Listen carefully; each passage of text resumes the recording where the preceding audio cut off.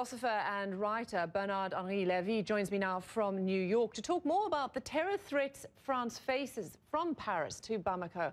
Hi there. You argue this isn't about terrorism, it's about war. It is a war, of course. The word is terrible, and I'm not very comfortable at wording it, but it is the case.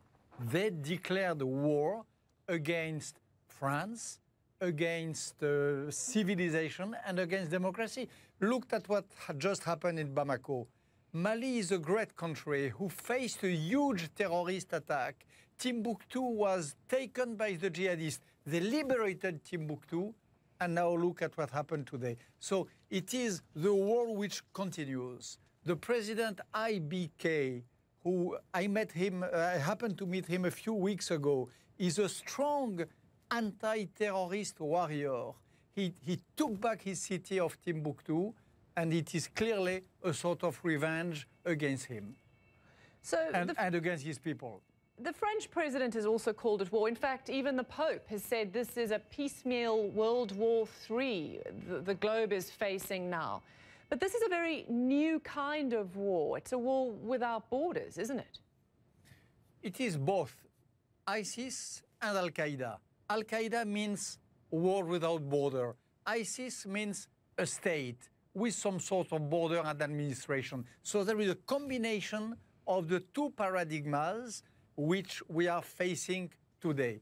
And it is what President Hollande says when he said that there is two front lines of this war, one domestic front line, and one external front line in Syria and in Iraq.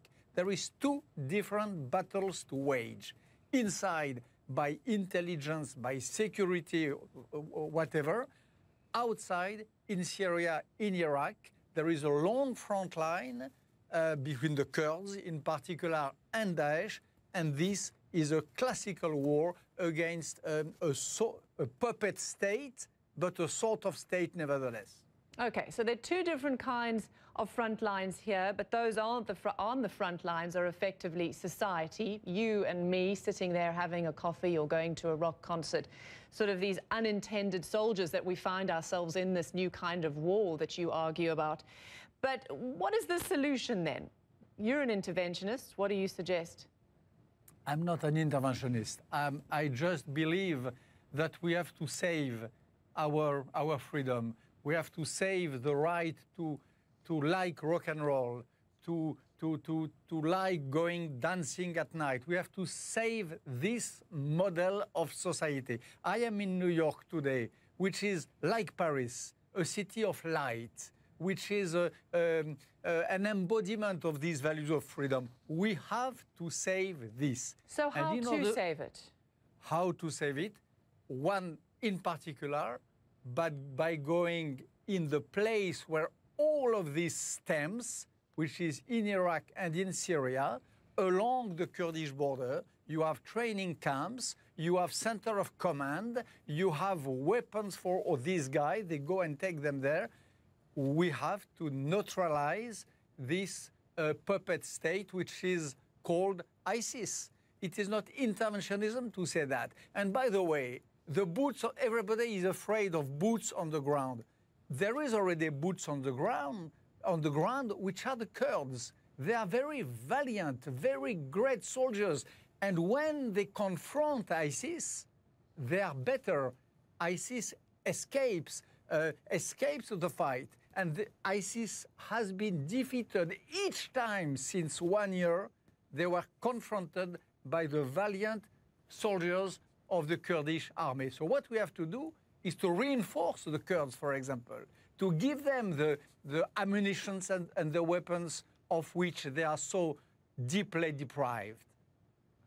You have spoken of saying no boots on their ground means more blood on ours. So yeah. Are you saying stop at just helping the Kurds, or do you want more? Do you want French and American soldiers? Do you want Arab soldiers going door to door in Raqqa, taking these guys on?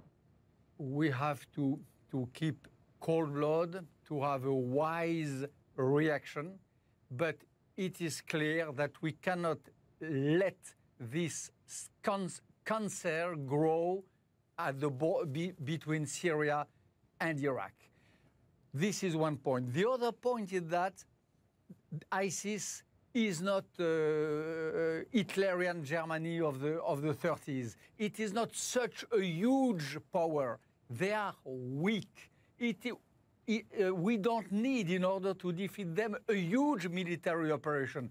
Again, the Kurds, plus a help from outside, but a limited help from America, but America, not leadership from behind. America at the vanguard. French, but France decided it would, I'm pretty sure that it would make a great difference. But we have to want to win this war. I have this strange impression since a few months that there is not the real political desire and will to make this war succeed and prevail and be won. So we have to want to win it. Do you feel that then there's been a failure of leadership? Leadership from behind is a failure of leadership, of course. It is a failure of leadership. And there is also probably a failure in alliance. When September 11 happened, there was an incredible solidarity all around the world with America. We were so numerous to say we all are American, September 11. Are you sure that today we are so numerous to say we are all of us French, we are all Malian? I'm not sure. So there is a lack of solidarity, there is a lack of leadership, and there is a lack of will. The will to win this war, which we did not want, which we refused by all the fibers of our beings because we hate that, but which has been declared to us.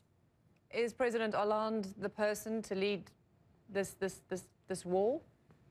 He does pretty well. Yes, I think so. He does pretty well on the two fronts, domestic front and outside front. And in Mali, I just told you that President IBK did pretty well to liberate Tombouctou. He did it with President Hollande.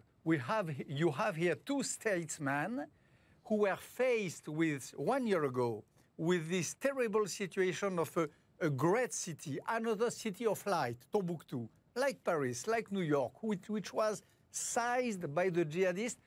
They did liberate it. They obliged the jihadists to fly away. And again, the jihadists were weaker than we thought.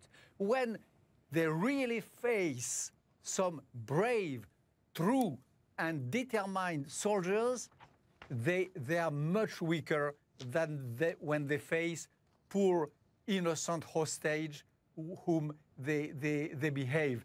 They are maybe good terrorists, Daesh, but they are bad soldiers. Thank you for your perspective, your thoughts. French philosopher and writer Bernard-Henri Lévy, thank you very much for joining us.